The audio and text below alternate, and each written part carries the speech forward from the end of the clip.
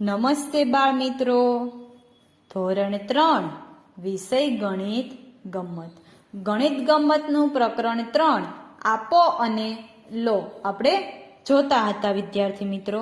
તો આપણે જોતા હતા પેજ નંબર 44 પર મોહનની બેગ શોધો.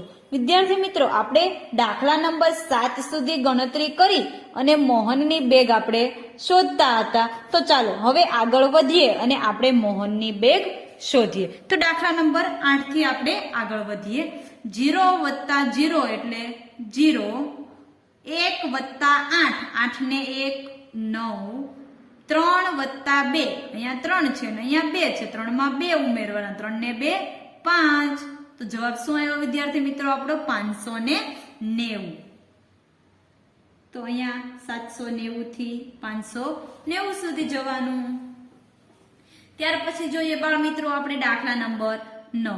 0 વત્તા 5 એટલે 5, 5 વત્તા 0 એટલે 5 અને 6 વત્તા 2, 6 માં 2 ઉમેરવાના, 7 અને 8 એટલે 8, 855. તો ત્યાંથી ક્યાં જવાનું છે બાળ મિત્રો? આપણે 855 સુધી. પેન્સિલ સાથે છે ને બધા જ વિદ્યાર્થી મિત્રોને? સરસ. હવે જોઈએ દાખલા નંબર 10 માં. 128 વત્તા 600 એટલે 8 વત્તા 0 એટલે 8, 2 વત્તા 0 એટલે 2 અને 1 વત્તા 6, 6 ને 1 7. તો બાળ મિત્રો આપણો જવાબ શું આવ્યો દાખલા નંબર 10 નો? 728.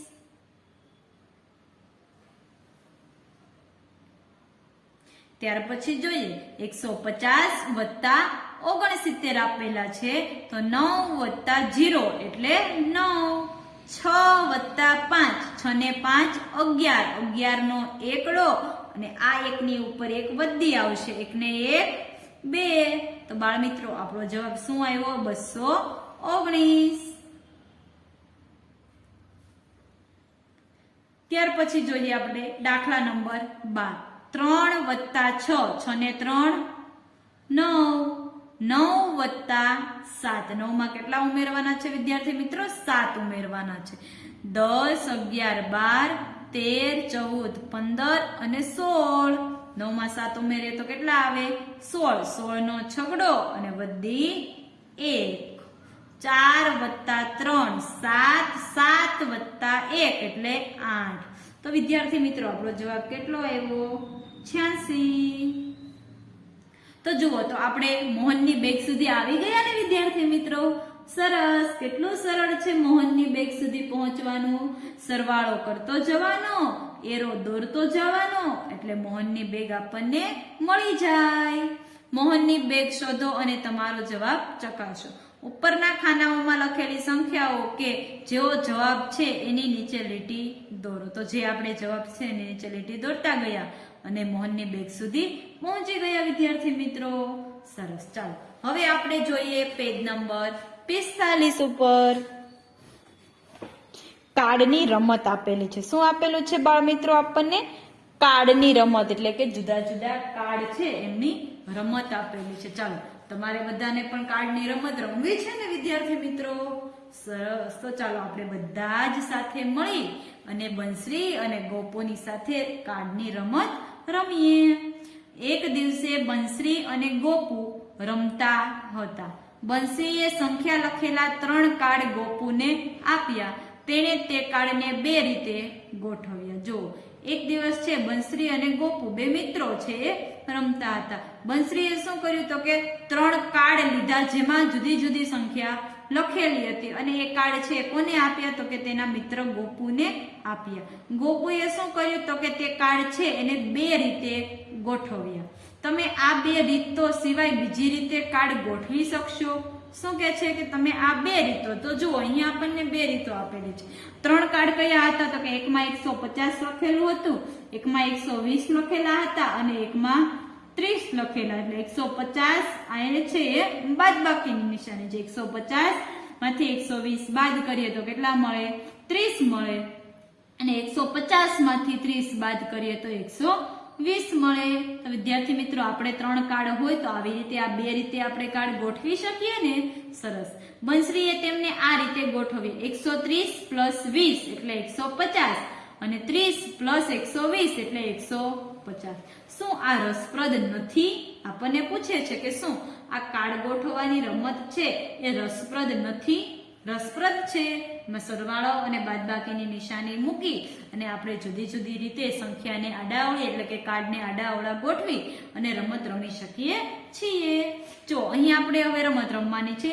તમે પણ આ રીતે રમી શકો. અહીં તમારા માટે કાર્ડ તૈયાર છે.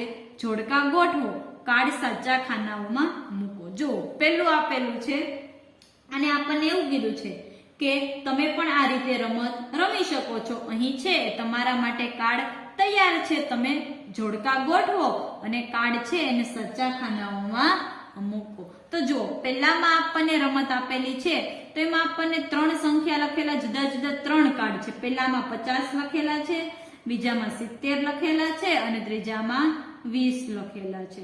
તો જુઓ હું સરવાળાની નિશાની મૂકી અને 2 રીતે કાર્ડ ગોઠવી શકીશ. પહેલા 50 ના 50, પછી 50 માં હું 20 ઉમેરું તો કેટલા થાય?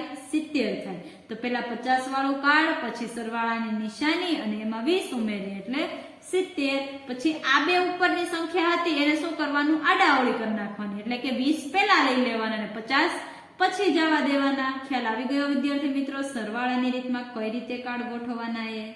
સરસ. હવે આપણે એ જ રીત બાદબાકીમાં ગોઠવીએ. તો જુઓ અહીંયા પણ સેમ 3 જ કાર્ડ છે, 50, 20 અને 70 છે ને. તો જોઈએ આપણે બાદબાકીની નિશાની મૂકી અને કાર્ડ ગોઠવીએ. તો કે 70 મોટી સંખ્યા પહેલા લખવાની. 70 છે મોટી સંખ્યા લખી અને ત્યાર પછી સૌથી નાની સંખ્યા વાળું કાર્ડ લેવાનું. 70 મોટી સંખ્યા વાળું છે તો 70 પહેલા લખવાના બાદબાકીમાં અને ત્યાર પછી સૌથી નાની સંખ્યા વાળું કાર્ડ કયું છે? તો કે 20 છે તો 20 વાળું કાર્ડ લેવાનું. પછી છેલ્લે જે વધે એ. તો આપણો જવાબ પણ સાચો જ આવી જાય. 70 માંથી 20 બાદ કરીએ તો કેટલા મળે? 50. હવે શું કરો? હવે આ છેલ્લા 2 કાર્ડને અદલા બદલી કરી નાખવાના. 50 છેલ્લે લખ્યા તો એને પહેલા લઈ લેવાના, 20 પહેલા લખ્યા છે તો એને પાછળ જવા દેવાના. બાદબાકીની નિશાની મૂકીએ ત્યારે મોટી સંખ્યા છે એ તો સૌથી પહેલા જ રાખવાની. ખ્યાલ આવી ગયો વિદ્યાર્થી મિત્રો?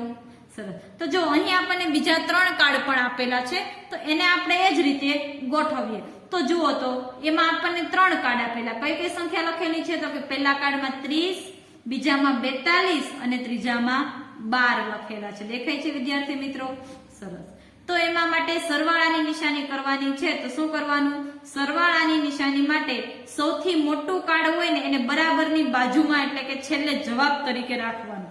તો આ 3 માં સૌથી મોટું કયું છે? તો કે 42 વાળું. તો કે 42 વાળું જો અમે બંનેમાં છેલ્લે રાખ્યું છે એ હંમેશા સરવાળાની નિશાની મૂકવાની હોય ત્યારે 42 વાળું કાર્ડ છે એ છેલ્લે રાખવાનું. 42 42 છેલ્લે એ 2 કાર્ડ ગોઠવાઈ ગયા.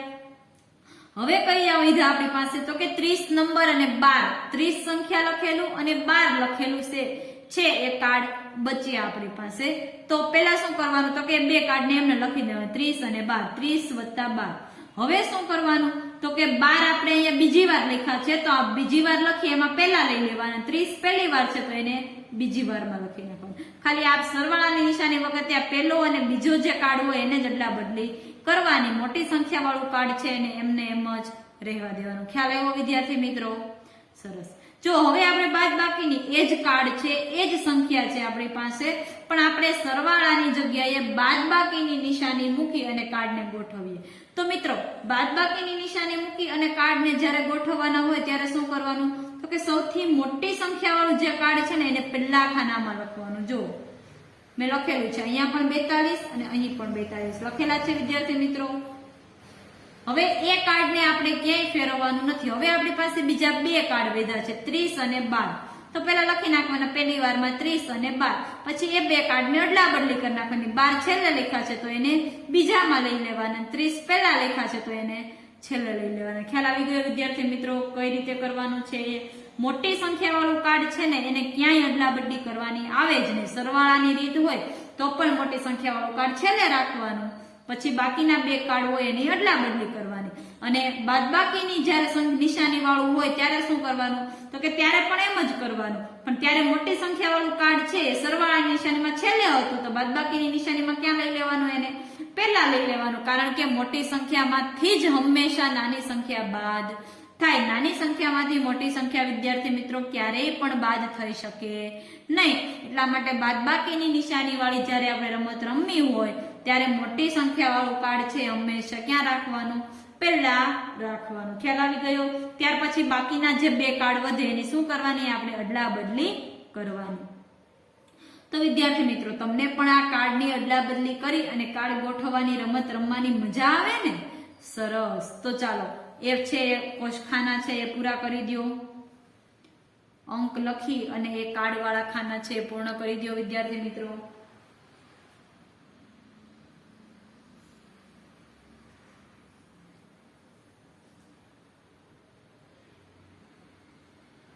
ખાલી ચોપડીમાં જ લખવાનું છે, પાકી બુકમાં લખવાનું નથી.